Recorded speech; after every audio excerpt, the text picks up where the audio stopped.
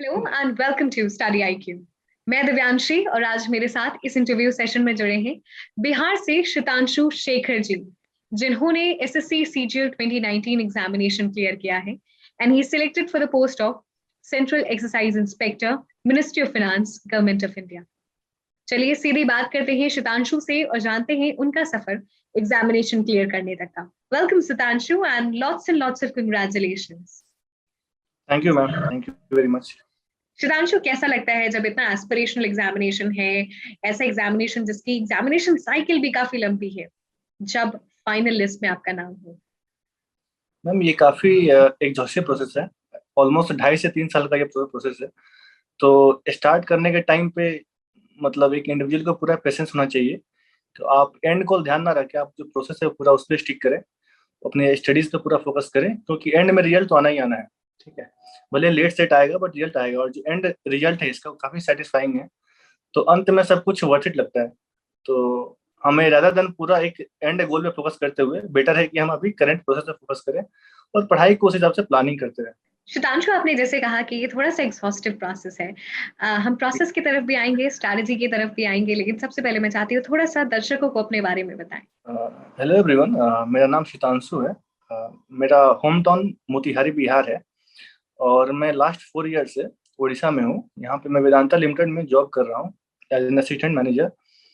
सो मेरे लिए काफ़ी चैलेंजिंग था, क्योंकि एक वर्किंग एस्पिरेंट के लिए काफ़ी ट्रिकी होता है कि आपके पास टाइम लिमिटेड होता है। तो उस लिमिटेड टाइम में आपको ध्यान रखना है कि आपके पास आप जो रिसोर्स यूज करो काफ़ी लिमिटेड हो, क्योंकि टाइम कम है तो आप ज़्यादा चीज़ें पढ़ नहीं सकते। तो ये एक ब्लेसिंग इन डिस्गाइज है कि आपको रिसोर्स लिमिटेड रखना है, ऊपर से प्रैक्टिस पे ज़्यादा फोकस करना है। और हर इंडिविजुअल की अपनी प्लानिंग अलग होती है। जैसे मेरी प्लानिंग अलग है, जैसे मैं जॉब कर रहा हूँ तो मेरे पास टाइम कम है, तो मेरी प्लानिंग उस हिसाब से होगी कि मुझे कौन सब्जेक्ट को कितने देर पढ़ना है। और जो लोग घर से तैयारी कर रहे हैं पूरा फुल प्रिपरेशन को टाइम देते हुए, तो उनकी प्लानिंग अलग हो सकती है।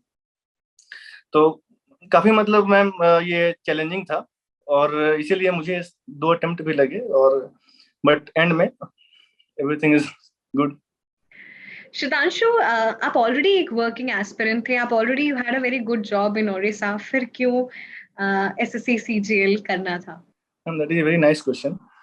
एक्चुअली मैं अभी अपने करंट जॉब से सेटिस्फाइड था, बट फिर भी एक गवर्नमेंट जॉब का एक अलग ही क्रेज है, जिस वजह से हम देखते हैं कि इसमें मोर देन 20 लाख एस्पिरेंट्स इसमें अप्लाई करते हैं। तो और मैम इसका जो एंड रिजल्ट है वो मतलब सबसे मतलब उसको बोल सकते हैं कि आप उस जगह पहुंचने के बाद अपने आप को एक अलग ही लेवल मतलब फील करोगे।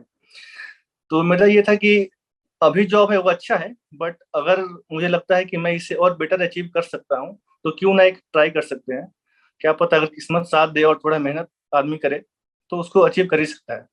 तो और ये मेरे लिए मैम एक खुद में कॉन्फिडेंस भी था कि हाँ, it is achievable with job, so I did it.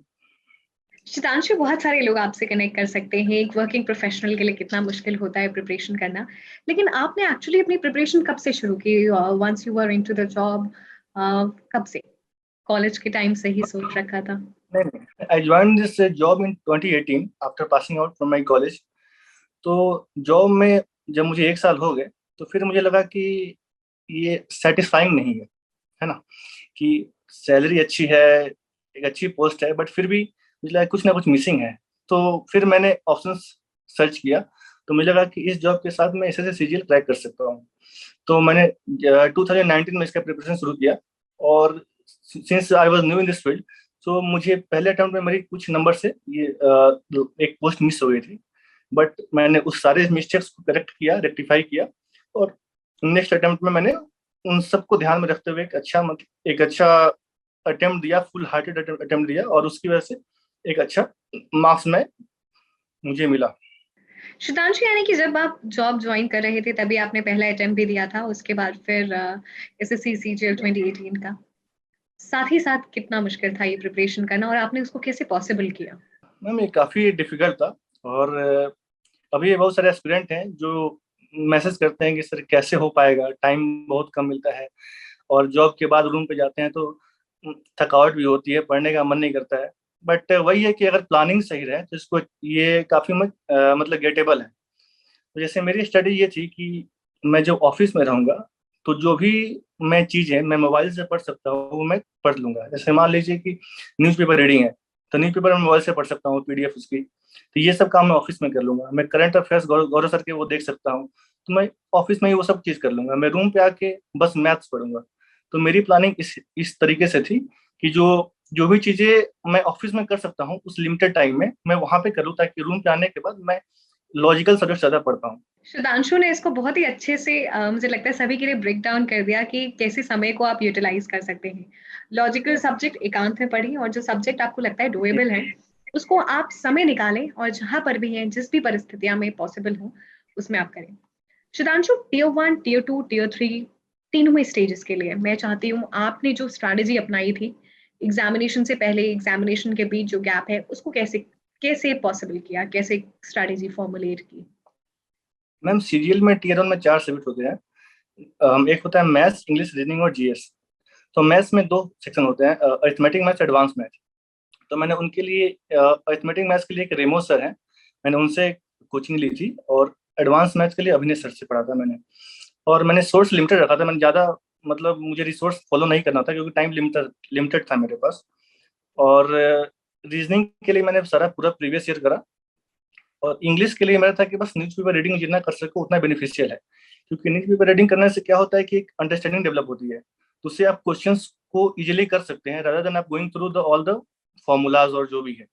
तो उससे बेटर है कि मैं रीडिंग पे फोकस करूं और वो काम मैं ऑफिस में कर सकता हूं, तो वो मेरे लिए काफी सूटेबल था। और बाकी करंट अफेयर्स के लिए मैम इसमें मैंने गौरव सर का कोर्स लिया हुआ था, तो उनका मैं ऑफिस में ही वो सारा उनका करंट अफेयर पढ़ता था। और स्ट्रेटेजी के लिए मैंने लास्ट ईयर के क्वेश्चंस मैंने वो लगाए थे बस। सुधांशु, मैं आपसे समझना चाहूंगी आज जहाँ पे इतने फ्री कंटेंट अवेलेबल हैं, then why did you decide to pay for doctor Gaurav Garg sir's course.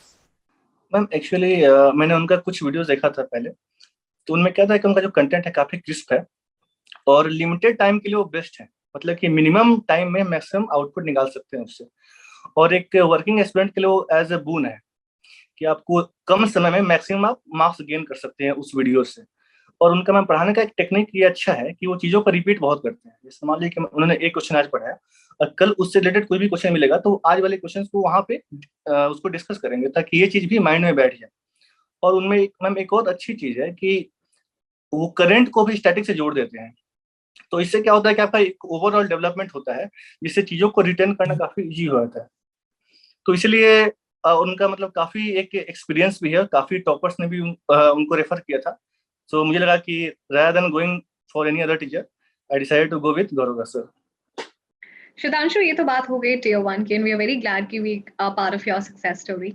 हम आगे चलते हैं और टियर 2 की बात करते हैं। टियर 2 एक बहुत ही इंपॉर्टेंट फेज होता है। मैम टीयर 2 में मैथ्स और इंग्लिश इंग्लिश आती है 200 मार्क्स की। तो मैथ्स के लिए मेरा था कि मेन मैं प्रैक्टिस पे फोकस करूँ, जितने मॉक टेस्ट लगा पाऊँ उतने लगा लूँ, क्योंकि टीयर 1 तक ही मेरा सारा कॉन्सेप्ट क्लियर था। और मुझे मेरा सारा फोकस टाइम मैनेजमेंट और मॉक अटेम्प्ट का स्ट्रेटेजी को डेवलप करना था। तो मैंने लास्ट मतलब टीयर 1 टीयर 2 के बीच में 3 मंथ का गैप होता है, तो मैंने उस 3 मंथ्स में पूरा जितना मैंने डेली एक मॉक लगाया हुआ है, मैंने मोर देन 50 और 60 मॉक्स लगाए हुए थे मैथ्स के। और इंग्लिश का भी मैम सेम स्टडी था। इंग्लिश में मैंने बस मेरा मेन जो सोर्स था स्टडी का वो मॉक टेस्ट था। मॉक्स में जो गलतियां हुई उनको फिर रेक्टिफाई करके उनके आंसर्स ढूंढ के फिर उनको नोट डाउन करके फिर वैसे वैसे इंप्रूवमेंट होगा धीरे धीरे। तो ये मेरी स्ट्रेटेजी थी, मतलब मेजर मेरा पार्ट था मॉक टेस्ट था उसका। सुधांशु, ये टियर 2 की बात होगी और अब जो टियर 3 डिस्क्रिप्टिव होता है उसके बारे में जानना चाहूंगी। मैम डिस्क्रिप्टिव में अभी एसएससी जैसा क्वेश्चन पूछ रही है, उसमें मेजर है कि उनके जो ऐसे आते हैं वो करंट से रिलेटेड आते हैं कि अभी के टाइम में वर्ल्ड में क्या सिचुएशन है, उसको कैसे डील करना है। तो मेरा वही था कि करंट टॉपिक्स को थोड़ा एक मतलब उसको करंट टॉपिक को ध्यान में रखते हुए प्रिपेयर करना है। तो मैंने ऑलमोस्ट 30-40 टॉपिक्स मैंने नोट डाउन किए थे। और सबके लिए मैंने एक इंट्रो पार्ट, कंक्लूजन पार्ट और बीच में बॉडी पार्ट मैंने सबके लिए नोट डाउन करके कॉपी में नोट किया हुआ था। और मैं आया भी वही था, एक इन्वायरमेंटल इम्पैक्ट असेसमेंट का क्वेश्चन आया हुआ था। तो उसको मैंने करंट चूंकि पढ़ा हुआ था तो मैं उसको रिलेट कर पाया और मैं वहां पे लिख पाया था। तो मेरे लिए काफी आसान हो गया था। सुधांशु, जब हम टियर 3 की बात करते हैं, जब आपको किसी टॉपिक पे लिखना होता है तो कैसे आप ब्रेक डाउन करते हैं उस टॉपिक को ताकि टॉपिक की डिमांड मीटअप हो सके। मैम एसएससी का जो पैटर्न है उसमें टीयर 3 में आपके पास लिमिटेड स्पेस होते हैं, 250 वर्ड्स होते हैं। तो आपको उसमें ध्यान रखना है कि मिनिमम मिनिमम कंटेंट में आप मैक्सिमम चीजें कन्वे कर सकें। तो मेरा वही था कि करंट टॉपिक को मैं जितने डाइवर्स एंगल्स में उसको दिखा पाऊँ उतना बेटर है। और मैम इसीलिए मुझे जो करंट अफेयर्स है वो मैंने काफी मतलब मेरा उसमें हेल्प मिला मुझे, और मैं उन चीजों को वहां पे लिखता गया, और उससे मतलब मेरे नंबर भी ठीक आए हुए हैं Tier 3 के।